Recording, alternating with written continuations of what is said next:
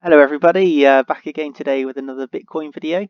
Today I'm going to be talking about my future predictions of Bitcoin and not so much the recent technical analysis, what I foresee happening. So let's get into it. So we were in this very big pennant going back from November, which we've had three bounces off. And yesterday, as we all know, we went straight through this from the 7.5 region straight through the support, and finally bounced at about 6,600. I know there's been a lot of talk about the CoinRail hack. Basically, the exchange was hacked, and about 28 million worth of Bitcoin was, well, not Bitcoin itself, but different tokens were hacked. Personally, obviously it did have an effect, but not as much of an effect. That isn't the reason we've totally broke down this support. I mean, this hack is not the reason. The reason is basically I've wrote up my thoughts here. So if we go through this together, um, so a lot of people, it's called like buying a falling knife, where these people are like trying to always buy the bottom, always try the bottom, and then they'll try and buy it and it falls through, and it's like trying to, well, basically over the past week we've been moving sideways, so this is a little bit different, but a lot of people were still very bullish, and the thing that makes me very not annoyed but feel sorry for people is the very big like Twitter names and YouTube names that are just still so bullish on Bitcoin in the short term. It's like, no, we are in such a big correction bear market. 20k 6 months ago, we're now at 6k for like the third time in a few months. Like, no, we are in a bear market. These people like saying, "Oh yeah, buy now, buy the dip, buy the dip." Bitcoin's going to like 20k again. All we're going to break new all-time highs in a few months. All the money's going to be joining. I really think people really need to be careful of the advice that they are listening to, because these people are just they most of them don't know what they're on about, and a lot of the big names, not all of them, obviously got lucky buying Bitcoin back in the early stages and got all their money through a very lucky. I mean, this is a run up that's, that's just not seen. This is a very one-off sort of movement up, and for us to replicate this again, I foresee us breaking the all-time highs. Don't get me wrong, but I'm talking about in a few years' time, not within 6 months.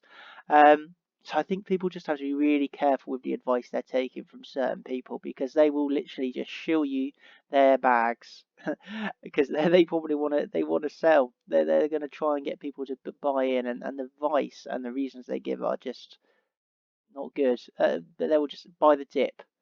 And yeah, okay, you were telling me to buy the dip at 8k, and now we're at 6k. Like, you just have to be very careful.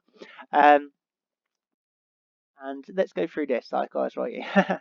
So, what I'm basically saying here, we hit 7,050 back in about the end of May. So more or less a week, 2 weeks ago, we hit about 7,000. Close that. So if that had been a legitimate reversal and there had been lots of buying pressure at the 7,000, it should have signaled a retest of the pennant top over 9k. So the pennant top over 9k. So obviously 7,000, we should have been going up and testing the top.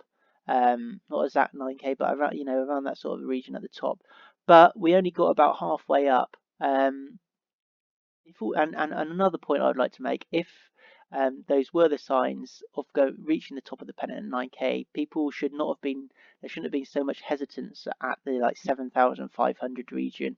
If people truly believed that we were getting a bounce to 9k, people would be buying, not just sat on the sidelines. I know a lot of people were just, oh, I'll buy if we break 8.2. I'm not. I'm in fiat at the moment. I'm just waiting. And there were a lot of people, so that just proves that buying at the 7 region, as you can tell by the side with movements for like 2 weeks, it was not a great level. And the fact that we were there for like a few weeks, um, was the motivating factor behind it. So I basically opened a short when I saw the volume going. I mean, look at the volume. The volume, just zoom in a bit here. So this is the pump. I mean, the pump itself from 7,000 was not high volume, and we've just been tapering off until we reached. I mean, look at that volume. The day before the big dump, that volume is just very, very, very, very low. It's no surprise personally that we that we had this big drop. Factored in that it was the weekend, um, it was just a perfect time for this to go down. And I mean, look at the day before. That volume is absolutely awful. Let's be honest. And cooped in with breaking the lower triangle here. I'm sure so many people had their stop losses set just below here, and as soon as we broke through. People probably had stop loss set at 7,000. Broke through seven. I would say people in the majority had 727 and then below the pennant. So basically, with such low volume, I mean, come on. I mean, the dump started, broke through 7k, triggered stop losses, broke through 7.2, triggered stop losses, broke through 7, triggered stop losses, broke through 6.9, triggered so many stop losses, and we dumped all the way down to 6.6, and that was literally in about 15 minutes. It was really crazy. I had a short open from the previous day. I think it was on about the 7,500 level, more or less. And then I shorted as well the breakdown of the pennant, because for me that was a very, very, very bearish sign. So I opened a short, or added to my short, should I say, at 7.9, and so yeah, we got down to 6,600. My apologies. Right, so let's continue. The biggest question is next. Where are we going? What do I foresee happening? Looking at the charts. So yeah, I foresee this breaking down here, but I'm a little bit surprised I mean, obviously we're oversold on every time frame. On this, well, I mean, especially on the lower time frames. I mean, even on the 4 hour, we're still oversold. So I do foresee, for that reason, I do see maybe a push back up to the support turn resistance. We could go back up to 6.9, but I mean, even now we're going sideways with volumes going down again. So I would be careful opening along here, but I wouldn't be overly surprised if we were to go to 6.9, just because of how oversold everything is. I mean, where are the bulls? So I still hold the view, but I'm a little bit surprised by the sideways that we're currently having. It's kind of a bear flag, but yeah, the volume fits. We've chopped here sideways long enough to reset the RSI median. No, well, I wrote this up a few hours ago, but let's see what it's currently doing on the smaller time frame. So yeah, maybe on the 15-minute. So yeah, this has kind of reset. Yeah, we're on the about 40 RSI, 1 hour, 39, 4 hour, 23, 25. But on the daily, 30. I mean, we're touching oversold still, so that's the possible reason for a leg up, a very small leg up. I do expect possibly to retest 7.9, but I'd be very, very careful with that.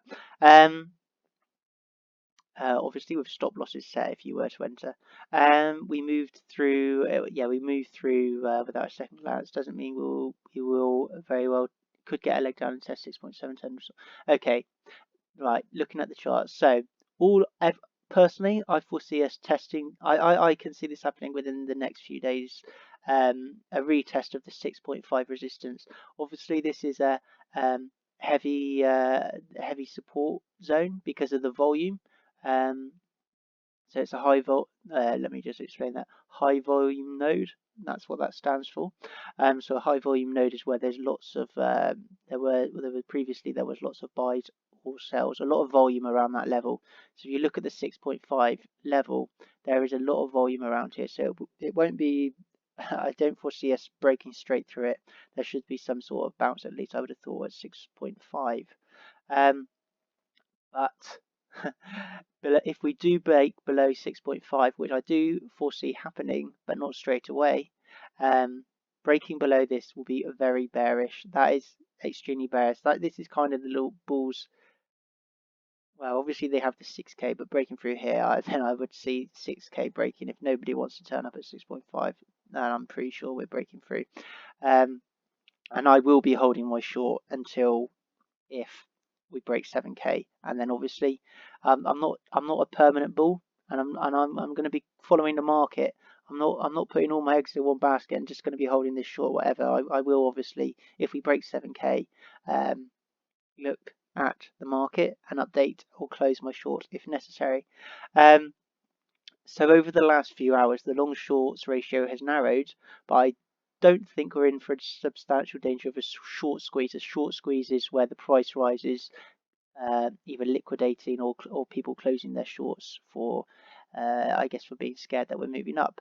I can't see that happening because the ratio is not really that great. If we look back to when we hit 6k, or when we were going around the 6.6k, especially here, there were so many shorts.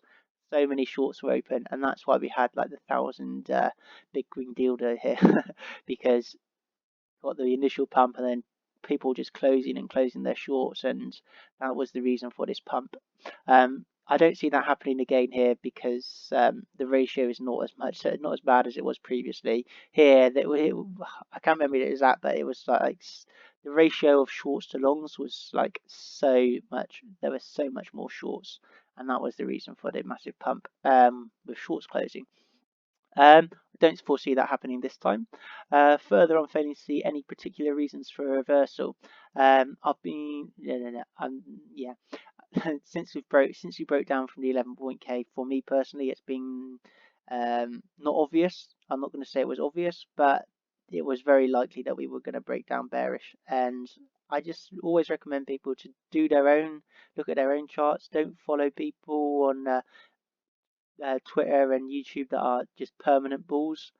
They will tell you to buy anything. So I just be very wary of those sort of people, because I feel people are very influenced by those sort of people with like 100,000 followers or 50,000 followers, and they see that and they think, oh, must know what he's on about. I just advise be careful.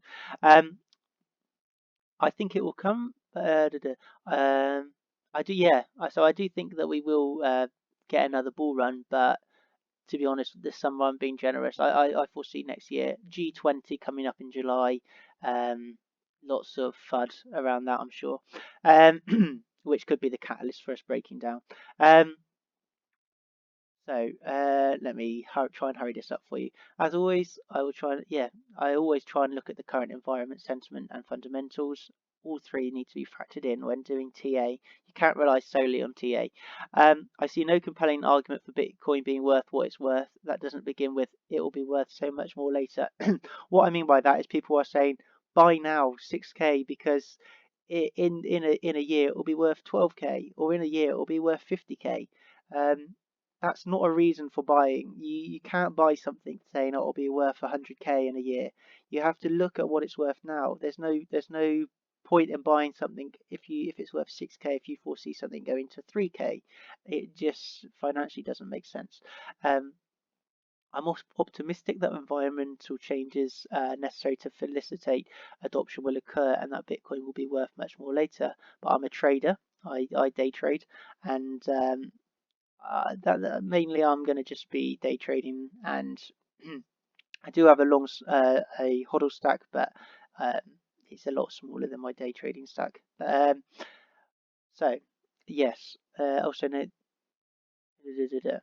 let's wrap this video up. So yeah, these are the support lines, Drew. I foresee us most likely breaking down 6.5 with chop around 6.5, possibly a bounce up to 6.9, 7,200 possible.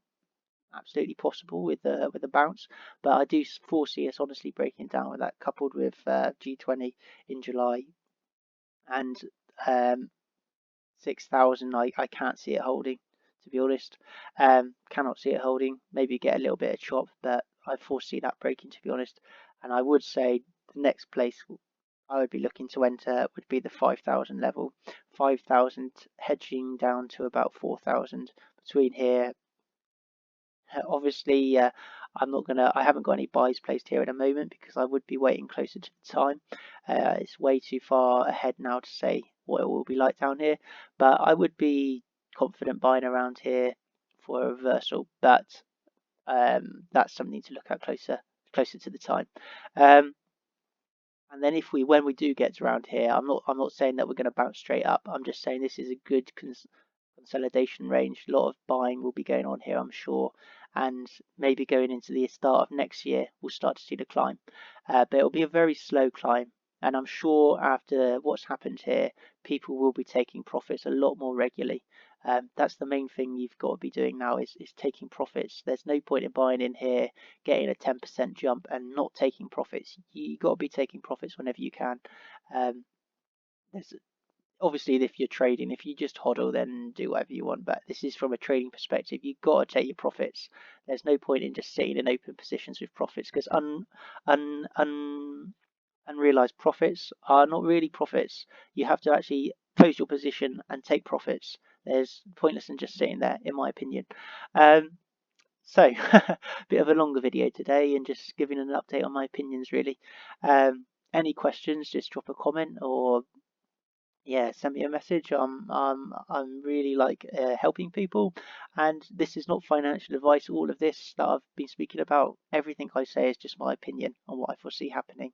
I am a successful trader, but I'm not God, and I cannot say anything at 100%. So it's all my opinion and just advice for myself. And I hope to help you if anybody does want to take notice of me.